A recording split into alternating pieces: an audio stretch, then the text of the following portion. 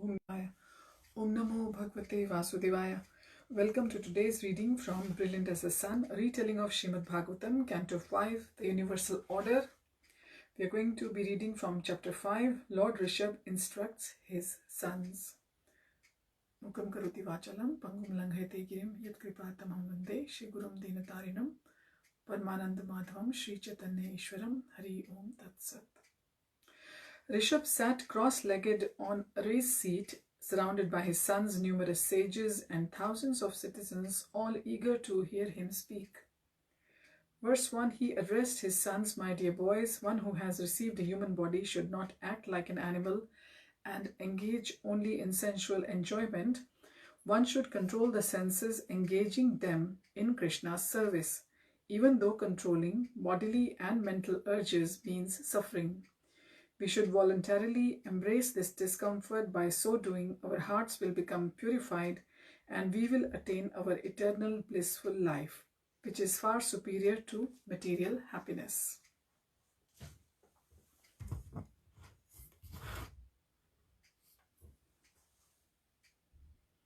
Bharat, who sat close to his Rishabha, said, "Father, how should we serve Krishna and attain liberation?"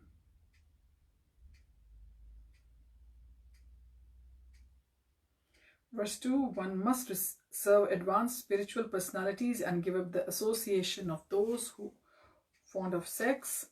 Please tell us how we can recognize a person advanced in spiritual realization, asked Bharat.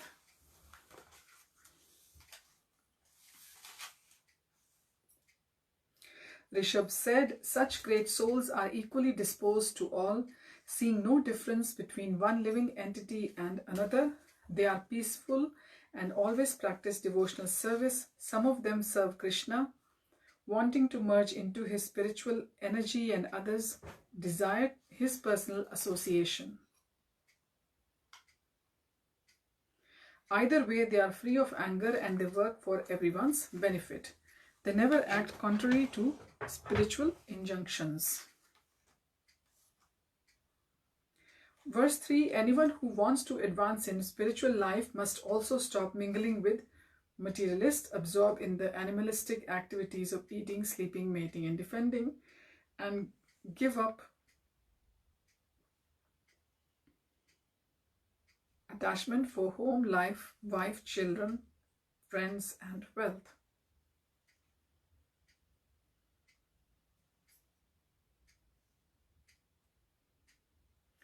Bharat understood his father, but looking out at the many citizens listening, he feared some may misunderstand. He said, "Father, when you say give up our attachment to our families and friends, do you mean we should abandon them or treat them unkindly?" "No, my son.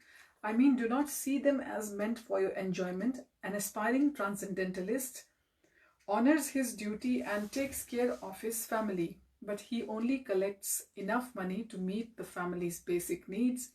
He is not materially ambitious." Verse 4, if you think sense gratification is life's goal, you will become increasingly deluded and degraded by sinful activity. We suffer in this body because of sins performed in previous lives.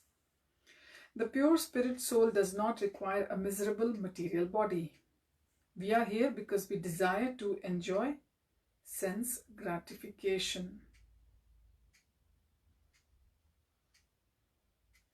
Therefore, an intelligent man will not continue with the madness by which he must accept birth and death. Is the solution to avoid sin and act dutifully?" asked Bharat.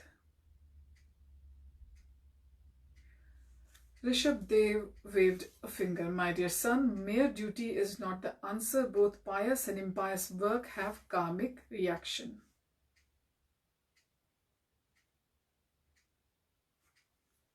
For as long as we desire to enjoy independently of Krishna, we cannot realize our spiritual nature, but will continue in the cycle of birth and death. Therefore, pious work is not the answer. We must first ask life's most important questions. Who am I? why I am here, why do I suffer, who created everything,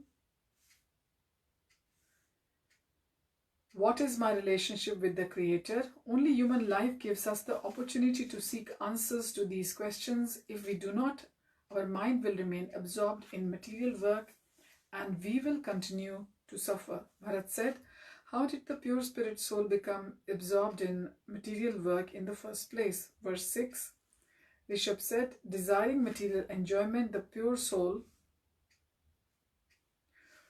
falls into ignorance. He forgets his spiritual nature and his relationship with the Supreme Lord and becomes obsessed with the results of his work. This tendency does not stop until he revives his original love for Krishna. Until that time, the bewildered soul continues in the cycle of birth and death. Seeking answers to spiritual questions liberates us from suffering, asked Bharat. Verse 7, no, this is just the beginning. If one is immature in either transcendental knowledge or attraction for Krishna, sensual pleasure will attract him, especially sex life. This madness will oblige him to accept all kinds of misery, exactly like a foolish animal.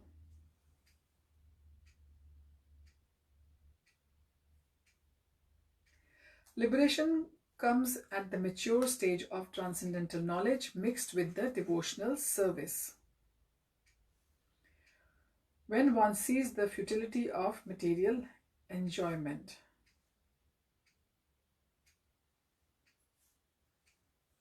Verse 8, Rishabha looked around his audience and then back towards Bharat and his brothers. My dear sons, know that attraction between man and woman is the strongest bond tying one to the material life. It expands into attachment for home, children, relatives and wealth. In this way, one increases life's illusions, thinking in terms of I and mine. Bharat thought of his mother. If one's wife always the cause of bondage, he asked. Rishabha smiled. Not if the husband and wife assist each other to perform the devotional service. Then she helps in attaining spiritual realization and liberation. Sadly, most couples simply engage in sense gratification, forgetting their relationship with Krishna. Verse 9, you see, my sons, because of materialistic activities in many past lives, the attraction for sensual enjoyment is very strong. Until it substantially reduces, one cannot give up attachment for material life. However, if we become detached from worldly enjoyment, we will get free from the bodily concept of life. When you realize you are not this body but the eternal servant of Krishna, and that you do and own nothing, and all ability and gains belongs to Krishna, then you are liberated and can return to the spiritual world.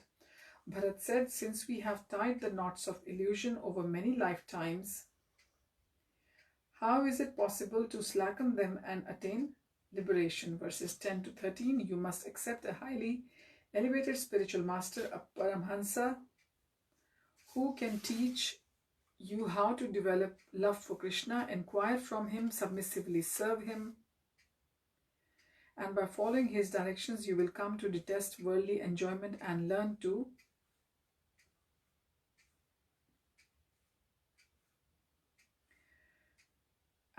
tolerate the dualities of pleasure and pain which come and go like the seasons. My dear boys, please understand life in the material world is miserable even for the celestials. Therefore, give up all desire to go to the heavens, perform penance and austerity with a desire to attain loving service to Krishna. Bharat said, how difficult are the required austerities and penances. So remember, austerity is of the body and penances are of the mind. Not at all difficult. One need only associate with devotees and engage in discussions about Krishna. Do not hear passively. You must also repeat what you hear and glorify. So this is another important instruction from Lord Rishabha.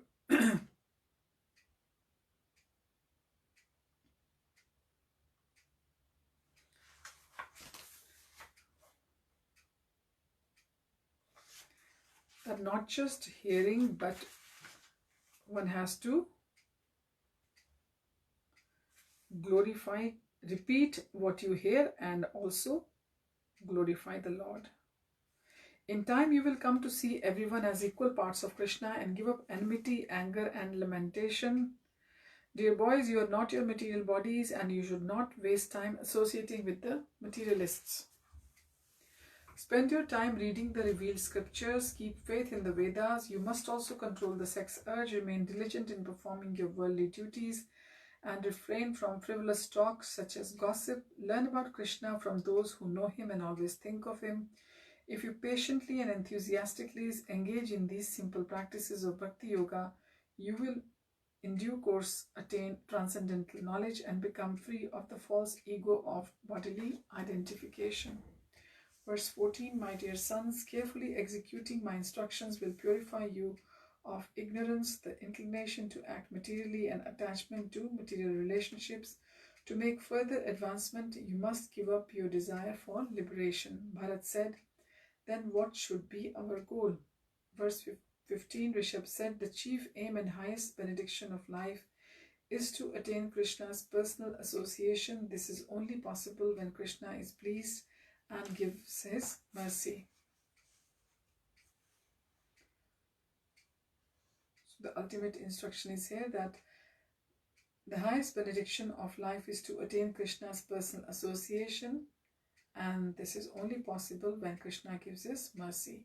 My dear boys, you must teach your dependents this essential truth. Foolish people will only aspire for material gain or liberation, both of which are selfish goals. A king, a father, and spiritual master should not mislead their dependents toward these aims. This is exactly like leading a blind man into a well. Rather, teach them how to always please Krishna. Bharat said, Father, kindly explain your analogy of leading a blind man into a well. Verses 16 to 17, Rishabha said, materialists cannot see what is actually beneficial for them. Impelled by lust and oblivious to the consequences of their choices, they fight with others over little sense pleasure and thus then suffer in the next life. Ignorant of life's aim, they continually make the same mistakes and increase their misery unlimitedly. What person who is actually wise and merciful would watch as a blind man repeatedly stumbles into a ditch? What to speak of encouraging him? Verse 18, no one should assume the role of a leader unless he can deliver his dependents from the cycle of birth and death. This is the duty of every leader, whether a king, a spiritual master, a father or mother, husband or venerable deity. Leaders who cannot deliver their dependents should be rejected. Bharat thanked his father and then turned to his younger brothers. Do any of you have any questions? Kushavarta said, where is the Lord to whom we should render devotional service? Ilavrata said, please also tell us who is the pure devotee from whom we should take guidance. Verse 19, dear boys, I am the Supreme Person, said Rishabha. Except for Bharat, the princes stared at their father with shocked expressions. So too did the sages and citizens. A leading citizen asked, O king, how can we understand this? You look like a man just like us. Although I appear like an ordinary man, my body is purely spiritual. Is spirit not formless? Surely only matter has forms. Rishabha smiled. For a conditioned soul, it is impossible to conceive of a spiritual body. Bharat addressed the confused citizen. We can only understand by accepting the statements of scripture. The Vedas say that God has a body with form comprising spiritual bliss, eternity, and living force, not matter. By his inconceivable energy, he can appear before us in his transcendental body. Rishabha thanked Bharat and said, unlike conditioned souls, I am not forced by the laws of nature to accept this body. I appear in this form by my will. My mind is also spiritual, free of material tinge. I always think of my devotees' welfare, of how to enhance the blissful, loving exchange of service between them and me. I never contemplate impiety or any materialistic pursuit which does not appeal to me. For this reason, I am called Rishabha, the best of all living entities. He then addressed Ilavarta seated before him. Dear child, you asked how to recognize a pure devotee from whom you should take guidance.